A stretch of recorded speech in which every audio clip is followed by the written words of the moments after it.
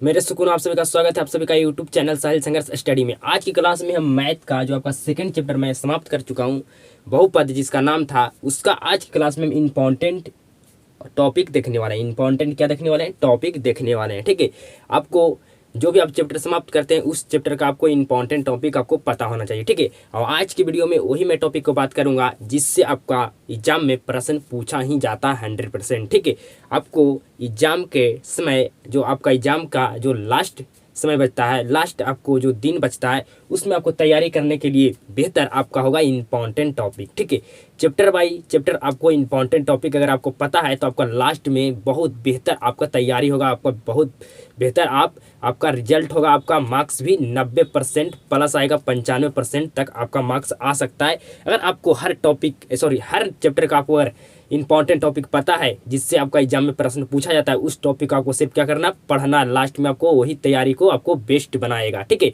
तो आज के वीडियो में हम सिर्फ बहुपद चैप्टर के इंपॉर्टेंट टॉपिक पर बात करेंगे जिससे आपका एग्जाम में प्रश्न पूछा ही जाता है 100%। ठीक है, तो आपके लिए ये वीडियो काफ़ी ज़्यादा इंपॉर्टेंट है। आपको एग्जाम का तैयारी कराने में आपको लास्ट में ये वीडियो बहुत ज़्यादा आपको काम आने वाला, आपके लिए ये वीडियो यूजफुल है। ठीक है, तो वीडियो को आप शुरू से अंत तक देखिएगा। आज के वीडियो को हम शुरू करते हैं।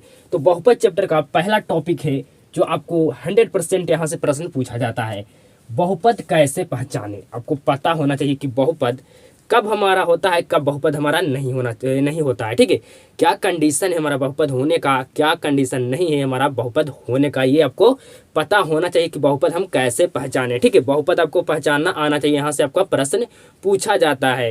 अगला टॉपिक है बहुपद के प्रकार। बहुपद के प्रकार से भी प्रश्न आपका पूछा जाता है। ठीक है, तो बहुपद के प्रकार में आपको पता होना चाहिए कि बहुपद के कितने प्रकार होते हैं। तो आपका दो प्रकार आपका होता है।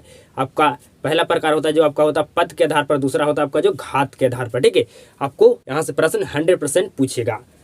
नेक्स्ट टॉपिक है जिसका नाम है शून्यक। आपको पता होना चाहिए कि रैखिक बहुपद के कितने शून्यक होते हैं, द्विघात बहुपद के कितने शून्यक होते हैं, त्रिघात बहुपद के कितने शून्यक होते हैं, ये पता आपको होना चाहिए 100% शून्यक होता क्या है। ठीक है, अगला हम आपको टॉपिक जो इंपॉर्टेंट है आपके लिए, शून्यक कैसे ज्ञात करें। ठीक है, शून्यक कैसे ज्ञात किया जाता है रैखिक बहुपद के, द्विघात बहुपद के, त्रिघात बहुपद के।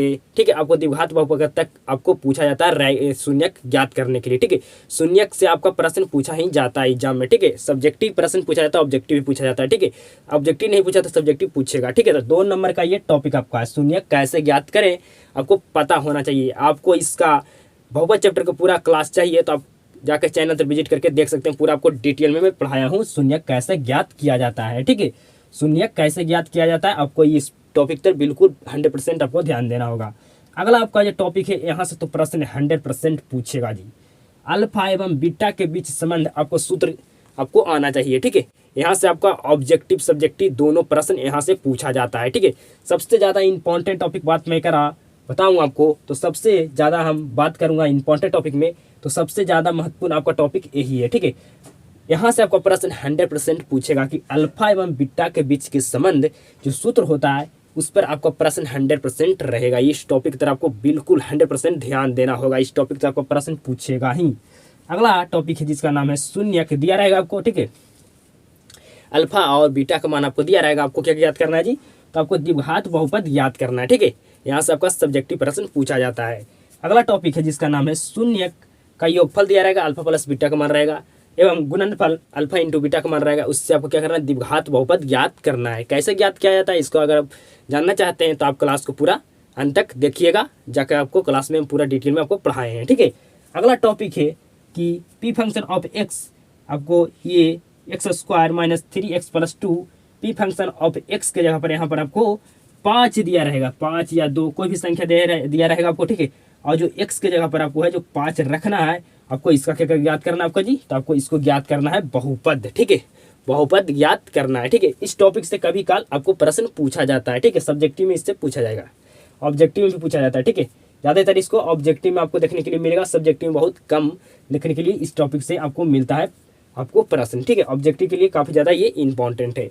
अगला जो आपका टॉपिक है जिसका नाम है अल्फा बीटा एवं गामा के बीच संबंध का सूत्र आपको आना चाहिए। ठीक है, आपसे फार्मूला डायरेक्ट पूछेगा या आपसे सब्जेक्टिव प्रश्न पूछ सकता है या ऑब्जेक्टिव भी प्रश्न पूछा जाता है। ठीक है, तो आपके लिए ये जो 9 टॉपिक है बहुपद चैप्टर का, जो काफ़ी ज़्यादा इम्पॉर्टेंट है। ठीक है, अगर इन 9 टॉपिक को कम से कम भी पढ़ते हैं तो आपका एग्जाम में एक भी प्रश्न नहीं छूटेगा, मैं आपको दावा का साथ करता हूँ। ठीक है, आपको बहुपद पहचानने के लिए आपको चरमान अचरमान के लिए आपको पता होना चाहिए। ठीक है, कुछ इसमें बेसिक आपका कॉन्सेप्ट होगा तभी ये आपको 9 टॉपिक आपको समझ में आएगा। ठीक है, कम से कम ये 9 टॉपिक आप पढ़ लेते हैं तो आपको बहुपद चैप्टर से एक ना ऑब्जेक्टिव ना सब्जेक्टिव छूटने वाला है। ठीक है, तो आप ये 9 टॉपिक को कम से कम आप कवर कीजिएगा, इस पर आपको 100% ध्यान आपको देना होगा, अपने आपको झोंकना होगा इन 9 टॉपिक पर। ठीक है, 9 टॉपिक आपको ध्यान रखना होगा। ठीक है, तो अगर आप इस वीडियो से कुछ भी सीख पाए तो इस वीडियो को ज़्यादा लोगों तक शेयर कीजिएगा, ये हमें उम्मीद और विश्वास है। आप सबके साथ मुलाकात होता है नेक्स्ट वीडियो में, तब तक के लिए जय हिंद, वंदे मातरम।